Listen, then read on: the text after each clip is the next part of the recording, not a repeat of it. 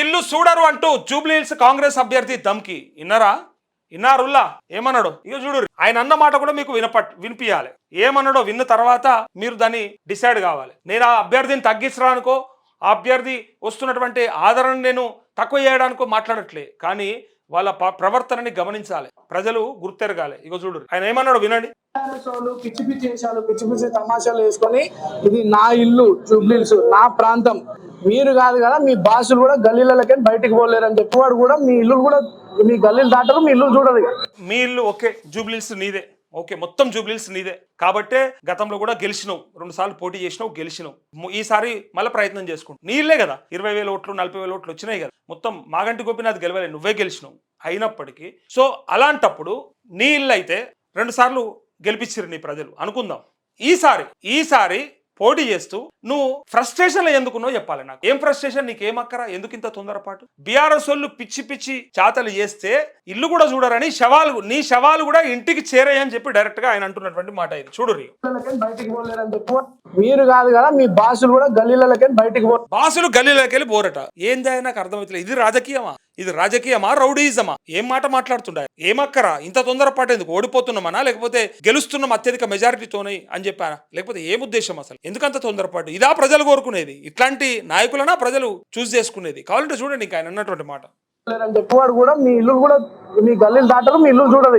ఏమన్నాడు మీరు గల్లీలు దాటరు ఇల్లులు చూడరు ఎందుకంటే మీ శవాల్ని కూడా ఇంటికి పంపించలేము అన్నంత దారుణంగా మాట్లాడినటువంటి ఆయన గురించి ఇక మనము ఎంత తాపత్రయపడుతున్నాం అనేది జూబ్లీహిల్స్ ప్రజలకి అర్థం కావాలని అక్కడ ఉన్నటువంటి కార్యకర్తలు నాయకులు అనుకుంటున్నారు దీంతో పాటు ఒకనాడు డాక్టర్ వైఎస్ రాజశేఖర రెడ్డి కాంగ్రెస్ ముఖ్యమంత్రి ఏమన్నాడు ఇలా నాయన గురించి విన్న తర్వాత నేను నిన్ననే చూపిస్తా అనుకున్నా నిన్న దొరకలేదు ఇలా దొరికింది ఈ వీడియో చూసిన తర్వాత ఇక యూ హ్యావ్ టు డిసైడ్ మీరు డిసైడ్ అయిపోవచ్చు ఇక ఈ వీడియో చూడండి శ్రీశైలం యాదవ్ లాంటి రౌడీ షీటర్లను పూర్తిగా కరడుగట్టిన రౌడీలను వారు పార్టీలోకి తీసుకున్న ఘన కీర్తి ఈ రాష్ట్ర ముఖ్యమంత్రి కాదా అని అడుగుతున్నా శ్రీశైలం యాదవ్ లాంటి రౌడీ షీటర్లను పూర్తిగా కరడుగట్టిన రౌడీలను వారు పార్టీలోకి తీసుకున్న ఘన కీర్తి ఈ రాష్ట్ర ముఖ్యమంత్రి కాదా అని అన్నాడా ఇదెవరు క్రియేట్ చేసింది కాదు ఇదెవరు కావాలని బట్టగాల్చి మీదేస్తుంది కాదు సాక్షాత్ ఈ రాష్ట్ర అంటే ఉమ్మడి ఆంధ్రప్రదేశ్ ముఖ్యమంత్రి అయినటువంటి కాంగ్రెస్ పార్టీ ముఖ్యమంత్రి అయినటువంటి డాక్టర్ వైఎస్ రాజశేఖర రెడ్డి పూర్తిగా అసెంబ్లీ సాక్షిగా అన్నటువంటి మాటలు ఇవి కావాలంటే మీరు చూసుకోరు శ్రీశైలం యాదవ్ లాంటోడు రౌడీ షీటర్ అని చెప్పింది మేము కాదు ప్రజలు కానే కాదు పూర్తిగా అప్పటి ముఖ్యమంత్రి ఈ మాటలు మాట్లాడిండు ఆయన అంటే తర్వాత ముఖ్యమంత్రి అయ్యిండు బట్ అప్పుడు ముఖ్యమంత్రి చంద్రబాబు నాయుడు ఈయన ప్రతిపక్షంలో ఉన్నాడు కావాలంటే చూడురు మీ కాంగ్రెస్ కి సంబంధించినటువంటి ముఖ్యమంత్రి అసెంబ్లీలో ఒకనాడు పిసిసి అధ్యక్షుడి హోదాలో సిఎల్పి లీడర్ అధ్యక్ష హోదాలో మాట్లాడితే సిఎల్పి లీడర్ హోదాలో మాట్లాడినటువంటి మాటకు ఇలా ఏ కాంగ్రెస్ కార్యకర్త సమాధానం చెప్తారు చెప్పాలి ఏ కాంగ్రెస్ నాయకుడు సమాధానం చెప్తారు చెప్పాలి వేరే పార్టీ నాయకుడు చెప్పిండా మీ పార్టీ నాయకుడు ఇయ్యలటికి మీరు ఆయన జయంతులు వర్ధంతులు చేస్తారు ఆయన విగ్రహాలను పెట్టుకున్నారు ఆయన ఫోటోకి మొక్కుతారు దండేస్తారు దండం పెడతారు మరి ఆయన మాటలకి ఏమన్నా విలువ ఉందా ఆయన చెప్పిండు కదా ఇట్లాంటి రౌడీ షీటర్లకి ఎట్లా మీ పార్టీలో చేర్చుకుంటారని చెప్పి ఆనాడు చంద్రబాబు నాయుడిని ప్రశ్నించినప్పుడు మీరు ఎట్లా చేర్చుకున్నారో ఇయ్యాల మీరు సమాధానం చెప్పు పైగా గురువు ఏం పని చేసిండో శిష్యుడు అదే పని చేసి ఆనాడు గురువు చేర్చుకుండు రౌడీ షీటర్ని ఇలా శిష్యుడు చేర్చుకున్నాడు ఈ మాట నాది కాదు సోషల్ మీడియాలో చూసుకోరు మీరు కావాలంటే ఇక్కడ ఆనాడు డాక్టర్ వైఎస్ రాజశేఖర రెడ్డి డైరెక్ట్గా అలాంటి ఎట్లా చేర్చుకున్నారని చెప్పినాక మరి ఇలా ఎవరనాలి ఇప్పుడు దీన్ని ప్రజలు తెలుసుకోవాలి జూబ్లీహిల్స్ వాళ్ళు తెలుసుకోవాలి యాదవ్ లాంటి రౌడీ షీటర్లను పూర్తిగా కరడుగట్టిన రౌడీలను వారు పార్టీలోకి తీసుకున్న ఘన కీర్తి ఈ రాష్ట్ర ముఖ్యమంత్రి కాదా అని అడుగుతున్నా ఇప్పుడు నేను కూడా అంటా ఉన్నా ఒక రౌడీ షీటర్కి టికెట్ ఇచ్చిండ్రు కాదా అని అడుగుతా ఉన్నా ఒక రౌడీ షీటర్కి ఇలా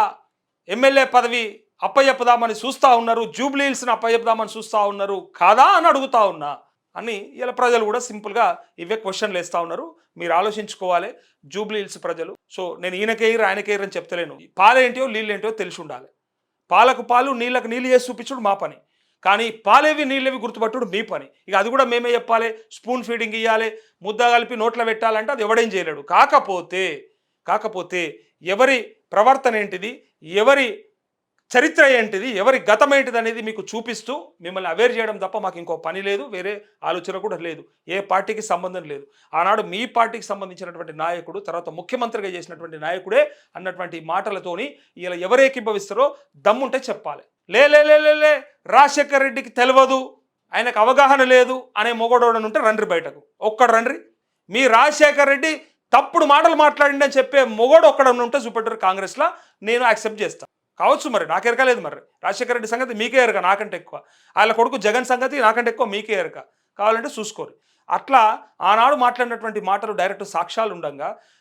రౌడీ షీటర్ కానే కాదు, చాలా మంచోడు, గంగిగోవు లాంటోడు అని చెప్పిన వాళ్ళకి మీరు సమాధానం మరి దీనికి ఏం చెప్తారో చెప్పును ఒకసారి.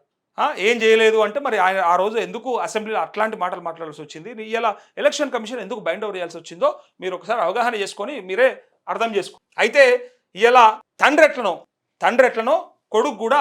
అదే మాటలు, అదే పద్ధతి, అదే బిహేవియర్ కనిపిస్తోందని అంటా ఉన్నారు ఈ వీడియో చూసినాక. నా భావన కాదు, ప్రజలది. జూబ్లీహిల్స్ నియోజకవర్గ ప్రజల భావన ఏంటంటే అదే మాటలు, అంటే తండ్రి లెక్కనే ఈయన కూడా ఇట్లా మాట్లాడుతుండు. రేపు పొద్దున వీళ్ళ చేతికి ఏమన్నా అధికారమో లేకపోతే కర్రనో ఇస్తే మనని ఉంచుతారా, అసలు బతకనిస్తారా, మనని ఇలా దందాలు చేసుకొని ఇస్తారా, అసలు మమ్మల్ని ఉద్యోగాలు చేసుకొని ఇస్తారా, మా భూములు, మా జాగలు, మా ఆస్తులన్నీ రక్షణనేనా అనే భావన ఇలా కనబడుతుందట జూబ్లీహిల్స్లో. కావాలంటే తెలుసుకోరు అనుకన్నా డౌట్ ఉంటే. అందుకే ఇక్కడ ఈ వార్త వచ్చింది. పైగా ఆయన వీడియో కూడా చూపించినాడు. ధమ్కి ఇస్తా ఉన్నాడు. బీఆర్ఎస్ కార్యకర్తలకు నవీన్ యాదవ్ బెదిరింపు, తనను టార్గెట్ చేస్తే బాగుండదంటూ చిందులు, తన బ్యాచ్కు తెలిస్తే ఊరికే పోదంటూ ఫ్రస్ట్రేషన్, నమస్తే తెలంగాణ కథనంపై తీవ్ర అసహనం, తన రౌడీ షీటర్గా పేర్కొంటూ అబద్ధాలు, తండ్రి రౌడీ షీట్పై మాత్రం నోరెత్తని కాంగ్రెస్ అభ్యర్థి, నవీన్ యాదవ్ బెదిరింపులపై ఓటర్లలో అసంతృప్తి అంటూ. నిజంగా మీ తండ్రి కాకపోతే చెప్పనుంటివి, అదెందుకు మాట్లాడవు మరి? ఇదే ఇంకొక అభ్యర్థి పైన అయి ఉంటే మీరు ఊరుకునేటోళ్ళ, యాక్సెప్ట్ చేసేటోళ్ళ? బీఆర్ఎస్ అభ్యర్థికి సంబంధించిన కుటుంబమో లేకపోతే ఇంకెవరో ఉండుంటే మీరు అనకపోదురా? రౌడీ షీటర్ అనకపోతే